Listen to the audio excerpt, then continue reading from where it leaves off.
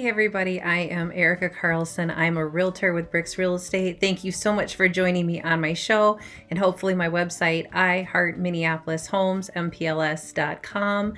Let's get started with this week's topic. I am reaching out to my first-time home buyers, just trying to do a two-part series here to help you understand the steps of buying your first home.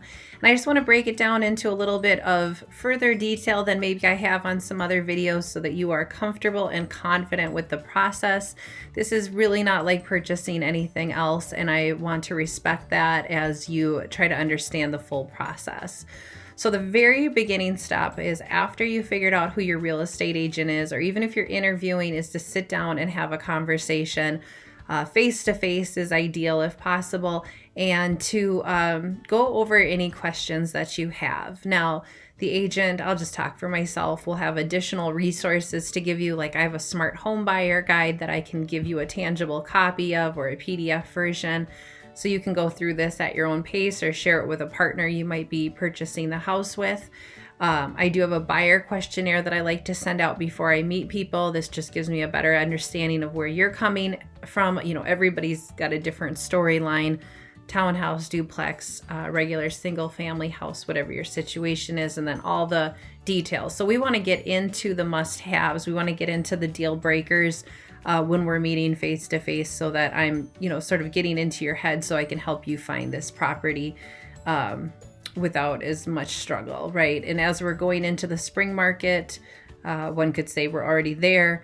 It's going to get pretty competitive, and so we want to get all of our ducks in the row. Of course, you're going to start the home buying process after you have this meeting.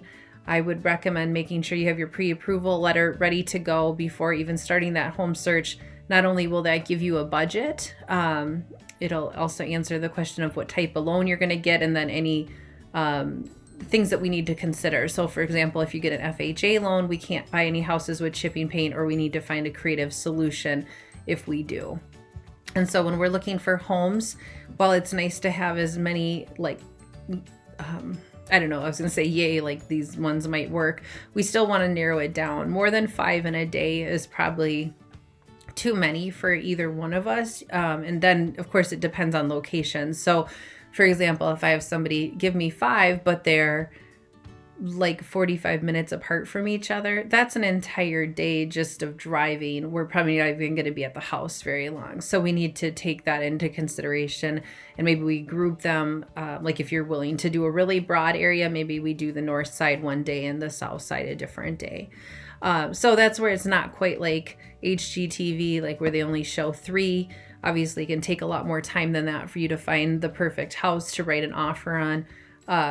But do keep that in mind, that there needs to typically be a little bit of logic behind the house search so that it makes sense for both parties. And then there is a third party, which is the seller. So do remember that somebody is leaving their home a lot of times so that you can come in, and they might have babies, they might have dogs and cats, and they're making arrangements to leave the house. Now they want to sell the house, of course, but that's why the pre-approval is important, because they're under the impression that you're ready to go, that you're serious about this home search. If you're not, I would recommend sticking with open houses or just looking online until everything comes together for you. And of course, I skipped the step that your real estate agent will set up an online search for you, so that you're perusing these houses with the best resource, which in my opinion is the MLS. While the Zillows and the Realtor.coms are great, especially when you're just in dream phase, when you get serious, it should switch to the MLS, because this is going to give you the most accurate data. Now, with that said, we sometimes don't know that somebody's in the middle of negotiations, or maybe called for all offers because we haven't seen the house, so we didn't get that notification yet. So there are times where a real estate agent may be telling you, I'm sorry, that one is gone, and it looks currently like it's available. There's nothing we can really do about that, except that when a house hits the market, we move as quickly as we can to get out there and see it. My saying in this industry is that we sprint, we don't jog to houses. So when somebody tells me they don't want to see it for a week, 2 weeks, a lot of times it's like, let's just circle back and see when we get closer to that date if it's still available. The likelihood, depending on the price point, the location, is that it's going to be long gone by the time we get there. That hasn't changed much in the recent past, but depending on when you watch this video, you'll want to check in at that time and see where things are. So let's pretend you found the one. Of course, we're going to write an offer, and that is a legally binding contract, and your agent will go through all the details of what is going to be on the offer. And we're going to look at what's a reasonable offer price. And again, it's going to come down to, are there multiple offers? Are you the only one? Has it been sitting on the market for a long time? Did it just hit the market 5 minutes ago? These are all variables when we consider price point. There's other terms that need to be considered, like, are you going to get an inspection? Do you have a house to sell before you purchase a house? All of these things are also going to impact how the seller interprets the offer and whether they find it to be a strong offer or not. So there's a lot of negotiations that can happen in that process. Sometimes there's not very many. It just completely depends on the listing agent and the seller. And then, of course, they'll say yes or no. If they say yes, then we want to, of course, celebrate. We don't want to skip that step. And then we want to contact the lender. And that's a part of the real estate agent's job, is they'll reach out to the lender, share the purchase agreement.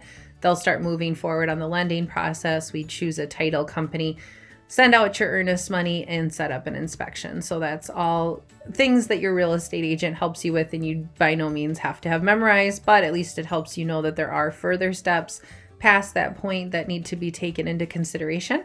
So next time I see you, I will have the part 2 of the must-know steps that you should have as a house hunter. And if you think of any questions, let me know before next week. Maybe I can include them in my next video for you. Do you have any questions so far? You can comment below. And thank you again for checking in with me. Have a great day.